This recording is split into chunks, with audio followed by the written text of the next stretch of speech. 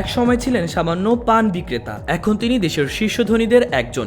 বিভিন্ন সময়ে ক্ষমতাসীনদের আশ্রয় প্রশ্রয়কে কাজে লাগিয়ে পুরান ঢাকার সোয়ারীঘাটের পান দোকানের ব্যবসায়ী থেকে হাজী মোহাম্মদ সেলিম হয়ে উঠেছেন মদিনা গ্রুপের মতো বিশাল প্রতিষ্ঠানের মালিক। সন্ত্রাস, দুর্নীতি, নারী কেলেঙ্কারি, ক্ষমতার অপব্যবহার সহ বিভিন্ন নেতিবাচক কর্মকাণ্ডের সঙ্গে জড়িয়ে আছে হাজী সেলিমের নাম। অন্যায় অনিয়মের পথ ধরেই তার উত্থান বলেই অভিযোগ রয়েছে। দখল ও দুর্নীতির নানা অভিযোগ তদন্তে নামে বিভিন্ন সংস্থা। ঢাকার ৭ আসনের এমপি হাজী সেলিমের ব্যবসায়িক উত্থানের গল্পটিকে বলা চলে বাংলাদেশের রাজনৈতিক পৃষ্ঠপোষকতা ও পেশিশক্তি প্রয়োগের মাধ্যমে সমৃদ্ধি অর্জনের কেস স্টাডি হিসেবে। গত ৩ দশকে দেশের বড় ২ রাজনৈতিক দলেরই ছায়াতলে ছিলেন তিনি। স্বাধীনতার আগে হাজী সেলিমের বাবা চান মিয়া ছিলেন সোয়ারীঘাটের পান বিক্রেতা। পিতার সঙ্গে পান বিক্রির মধ্য দিয়ে ব্যবসার জগতে পা রাখেন হাজী সেলিম। স্বাধীনতার পর পান বিক্রি করেই সংসার চলত পরিবারটির। এরপর 7 আপের এজেন্সি খুলে বসেন তারা। ওই এজেন্সির আড়ালে নকল কোমল পানীয় বিক্রির অভিযোগও ছিল তাদের বিরুদ্ধে। সে সময় মোহাম্মদ সেলিম, তার বাবা চান মিয়া ও বড় ভাই কায়েস মিয়াকে পুলিশ আটকও করেছিল। জেল থেকে ছাড়া পাওয়ার পর 1978 ও 1979 সালের দিকে মদিনা ট্রেডিং কর্পোরেশন নামে সিমেন্টের ব্যবসা নামেন মোহাম্মদ সেলিম। শুরুর দিকে বাদামতলী থেকে জমাট বাঁধা সিমেন্ট এনে তা ক্রাশ করে বিক্রি করা হতো। এক পর্যায়ে নিজেই রাজধানীর কামরাঙ্গীরচরের সিমেন্ট কারখানা খুলে বসেন, কিন্তু সে সময় সিমেন্টের সঙ্গে বালি ও মাটি মিশিয়ে বাজারজাত করার অভিযোগ ওঠে তার বিরুদ্ধে।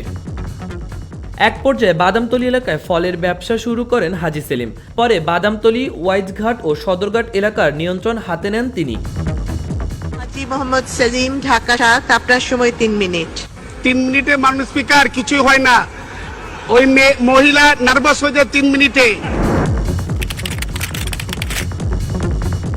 90-এর দশকে বিএনপি নেতা মীর শওকতের হাত ধরে রাজনীতিতে উত্থান হয় হাজী সেলিমের। 1994 সালে তিনি ঢাকা সিটি কর্পোরেশনের 65 ও 66 নম্বর ওয়ার্ডে কমিশনার নির্বাচিত হন।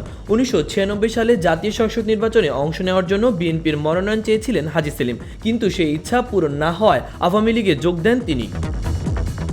আওয়ামী লীগ থেকে মনোনয়ন পেয়ে যান।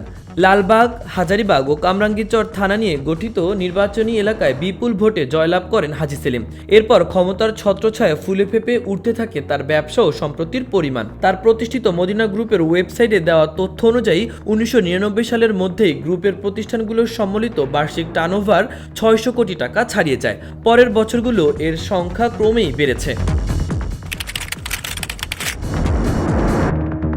এমপি নির্বাচিত হওয়ার পর জমি ও বাড়ি দখলে নেশা পেয়ে বসেছিল হাজী সেলিমকে। ওই সময় হাজী সেলিমের নিজ নিয়ন্ত্রণাধীন পাড়া মহল্লাগুলোয় পঞ্চায়েতের প্রথা চালু করেন। ওই সময় অনেকেই তার কাছে জমি বা বাড়ি সংক্রান্ত বিরোধ নিষ্পত্তিতে তার সহযোগিতা চাইতে আসতেন স্থানীয়রা। কিন্তু এসব বিরোধ নিষ্পত্তির বদলে হাজী সেলিম নামমাত্র মূল্যে ওই জমির কাগজপত্র কিনে নিতেন। জোরপূর্বক উচ্ছেদের জন্য বিচার শেষে তিনি ঘরে বা দোকানে জোরপূর্বক তালা ঝুলিয়ে দিতেন।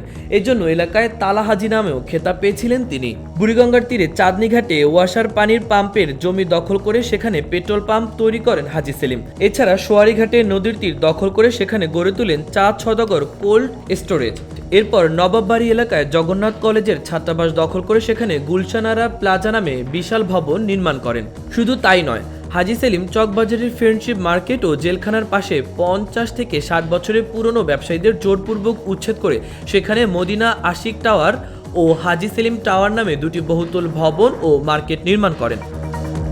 হাজী সেলিম রাজধানীর পুরান ঢাকার Badamtali, Nawabbari, Armanitola, Mitford road, Nawabpur road, Imamganj, Islampur, Lalbagh, Kamrangirchar, Hazaribagh, নারায়ণগঞ্জের পাগলা, ফতুল্লা এলাকায় জমি জমার মালিক হন।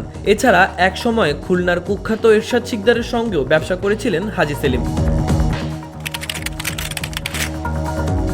2001 সালে বিএনপির নাসিরউদ্দিন আহমেদ পিন্টুর কাছে স্বল্প ভোটের ব্যবধানে হেরে যান হাজী সেলিম। বিএনপির ওই মেয়াদ শেষ হওয়ার পর তত্ত্বাবধায়ক সরকারের আমলে বিদেশে গা ঢাকা দেন তিনি। 2008 সালে নির্বাচনে আওয়ামী লীগ থেকে তার জায়গায় মনোনয়ন পান বাংলাদেশ মেডিকেল অ্যাসোসিয়েশন নেতা ডক্টর মোস্তফা জালাল মহিউদ্দিন। হাজী সেলিম স্বতন্ত্র প্রার্থী হিসেবে নির্বাচনে অংশ নিয়ে জয়লাভ করেন। 2014 সালেও আওয়ামী লীগে মনোনয়ন না পেয়ে স্বতন্ত্র প্রার্থী হিসেবে নির্বাচন করেন হাজী সেলিম। 2016 সালের মাঝামাঝি ব্রেন স্ট্রোকের কারণে বাকশক্তি হারিয়ে ফেলেন তিনি।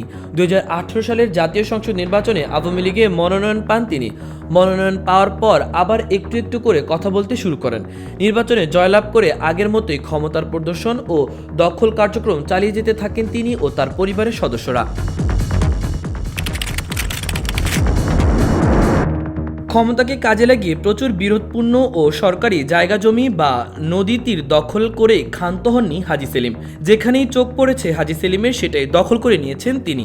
কোর্টের নিষেধাজ্ঞার তোয়াক্কা না করে গত বছরও ঢাকার প্রথম বাণিজ্যিক ভবন হিসেবে পরিচিত চকবাজারের শতবর্ষেরও বেশি পুরনো জাহাজবাড়ি গুড়িয়ে দিয়েছেন হাজী সেলিম। ক্ষমতাধর হওয়ার কারণেই হাজী সেলিম ও তার পরিবারের সদস্যদের বিরুদ্ধে কেউ থানায় অভিযোগ করতে চায় না। এভাবেই রাজনৈতিক ক্ষমতা ও পেশিশক্তিকে কাজে লাগিয়ে নিজের সম্পদ বাড়িয়ে তুলতেন তিনি। রাজধানী ছাড়াও দেশের বিভিন্ন জেলায় নামে বেনামে হাজী সেলিম ও তার পরিবারের সদস্যদের নামে অসংখ্য বাড়ি ও ফ্ল্যাট রয়েছে। এছাড়া পায়রা বন্দর সংলগ্ন এলাকায় প্রচুর ভূমি সম্পত্তি কিনেছেন তিনি। হাজী সেলিমের পরিবারের এসব অবৈধ সম্পদের উৎস খতিয়ে দেখা হবে বলে জানিয়েছেন দুদক, কিন্তু সেটা আর ঠিকভাবে কার্যকর হয়নি। অবশেষে ঢাকার 7 সংসদীয় আসনে সাবেক এই সংসদ সদস্য হাজী মোহাম্মদ সেলিমকে গ্রেপ্তার করেছে ডিবি পুলিশ। 1 সেপ্টেম্বর রাতে রাজধানীর বংশাল থেকে তাকে গ্রেপ্তার করা হয়। কোটা সংস্কার আন্দোলনের সময় শিক্ষার্থীদের তোপের মুখে পড়েন আলোচিত সাবেক এই সংসদ সদস্য। সেই ঘটনায় একটি ভিডিও সামাজিক যোগাযোগ মাধ্যমে ছড়িয়ে পড়ে। এর আগে অবৈধ সম্পদ অর্জনের অভিযোগে দুর্নীতি দমন কমিশনে মামলায় 2008 থেকে 13 বছর সাজা হয় তার। 2022 সালে এই সাজা কমিয়ে 10 বছর করেন হাইকোর্ট। আশায় আশায় দিন গেল, আশা পূরণ হলো না। মাহবুবুর রহমান ইমন, খবর সংযোগ।